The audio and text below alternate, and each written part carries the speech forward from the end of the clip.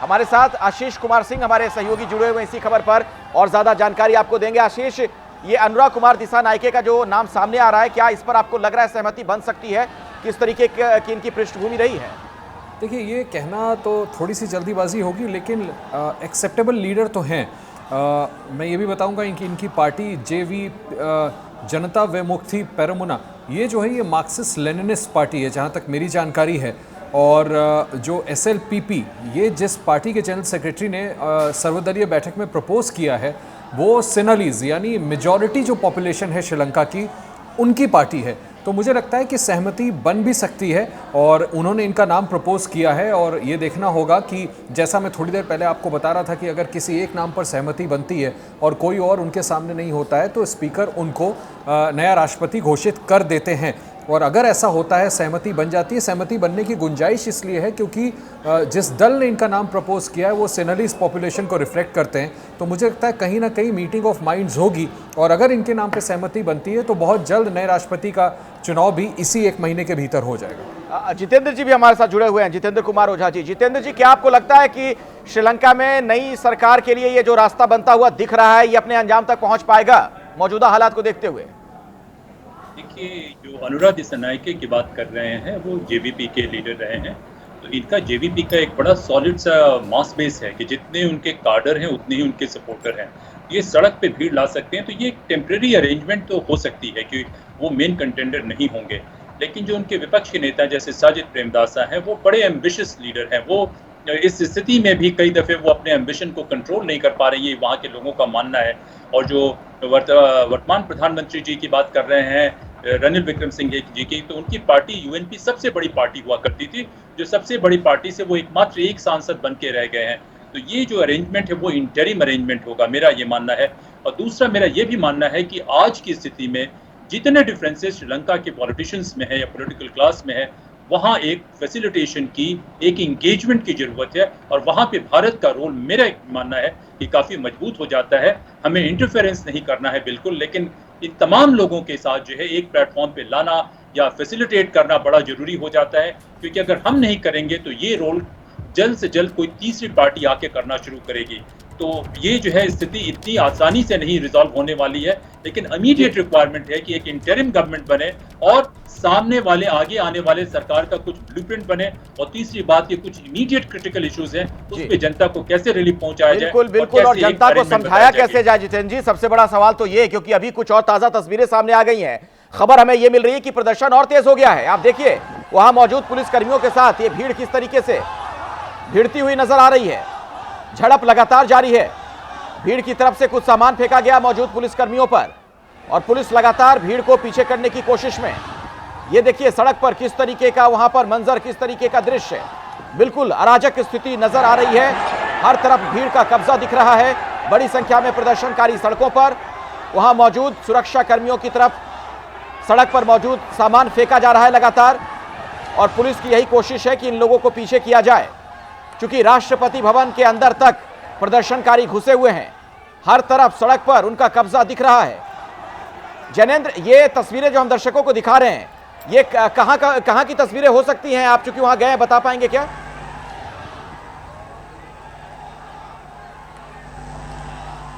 देखिए, ये कोलंबो के गालेफेस इलाके की तस्वीर है अखिलेश। और जैसा मैं आपको बता रहा था कि आज शनिवार है, हर वीकेंड में प्रदर्शन श्रीलंका भर में जो है वो तेज हो जाता था। और आज को लेकर के भी कॉल दिया गया था कि बड़ी संख्या में लोग श्रीलंका में, कोलंबो में इकट्ठे हों और देश भर में प्रदर्शन करें।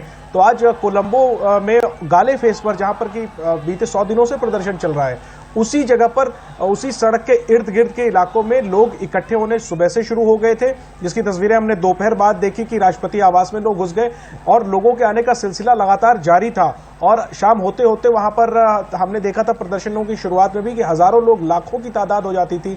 गाले फेस पर तिल रखने की जगह नहीं बचती थी। वही स्थिति, वही तस्वीर एक बार फिर आज देखने को मिल रही है। पहले इसके मुकाबले कई गुना ज्यादा लोग आज मौजूद हैं और पूरा खचाखच भरा हुआ है गाले फेस का इलाका।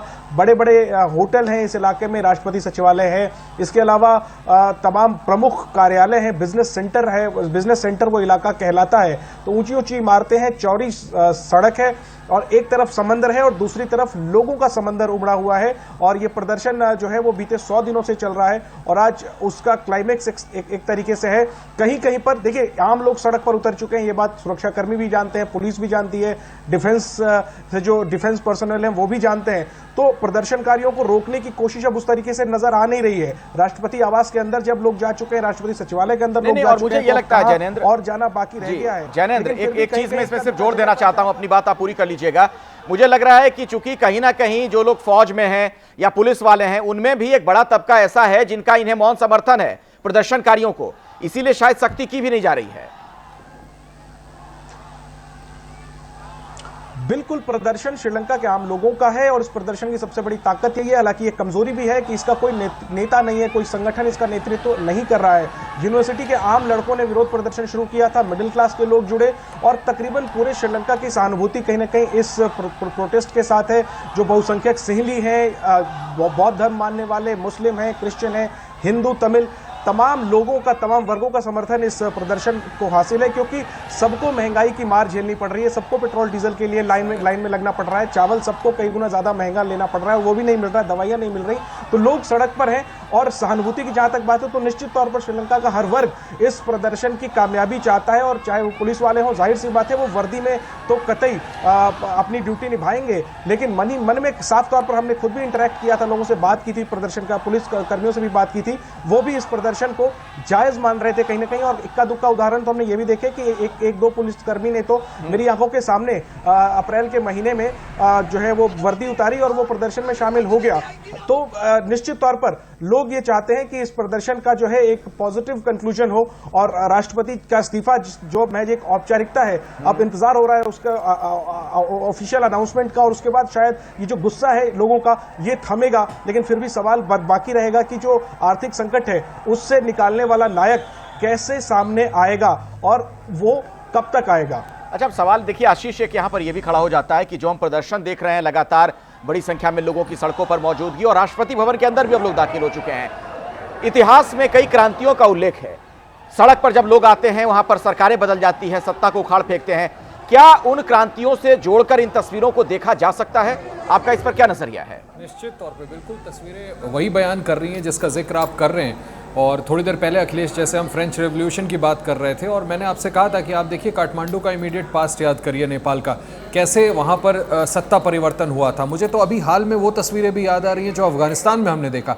हालांकि हम तालिबान और आम जनता को इक्वेट नहीं कर सकते, लेकिन जिस तरह से भारी भीड़ हमने देखा था, मैं इसलिए इस बात का जिक्र कर रहा हूँ कि अगर इस तरह से सत्ता परिवर्तन होता है अराजकता के बीच, तो क्या माहौल हो जाता है। लोग सड़क पर हैं, लोगों को नहीं पता कि उनका भविष्य क्या होने वाला है। ऑल दे वर डिमांडिंग कि उनकी जो बेसिक नीड्स हैं उनको पूरा करने वाला कोई नेता सामने आए, राजापक्ष अपने पद से इस्तीफा दें। और अब नौबत ये आ गई है कि इस क्राउड को, इस हजारों लाखों की भीड़ को, राष्ट्रपति भी अभी नहीं है उनके पास, प्रधानमंत्री भी नहीं, प्रधानमंत्री ने भी अपने इस्तीफे की पेशकश कर दी है। तो निश्चित तौर पे ये क्रांति वैसे ही कुछ इतिहास में हुए क्रांतियों की याद तो दिलाती है, लेकिन अब सभी को उम्मीद होगी कि इसका कोई रेजोल्यूशन हो, कॉन्क्रीट स्टेप सामने आए और जो ऑल पार्टी गवर्नमेंट बने वो कम से कम लोगों को वो डिलीवर कर सके, जिससे इस आर्थिक संकट से जल्द बाहर निकला जा सके।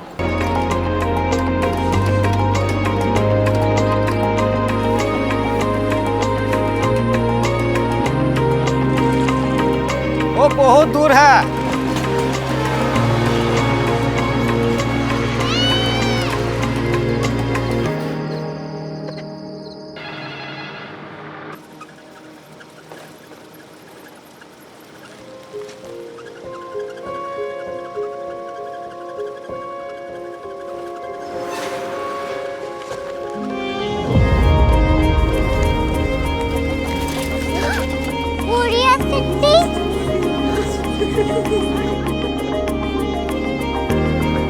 दुनिया को कुछ लोग बड़े होते हैं। कोरिया सिटी कहाँ है? प्रोफेसर साहब को पता होगा।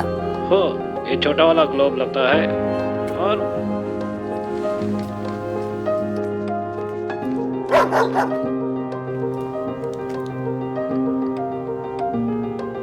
पता नहीं, मेरी बेटी से जाके मिल लो, शायद उसे मालूम हो।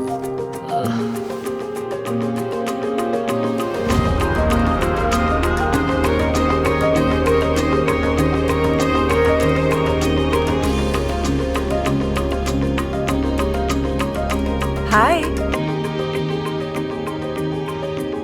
बाबा ने भेजा है। Come here. Korea city. Korea city नहीं, क्यूरियोसिटी। वो क्या? That's what brought you here? जो तुम्हें यहाँ तक ले आया। क्यूरियोसिटी।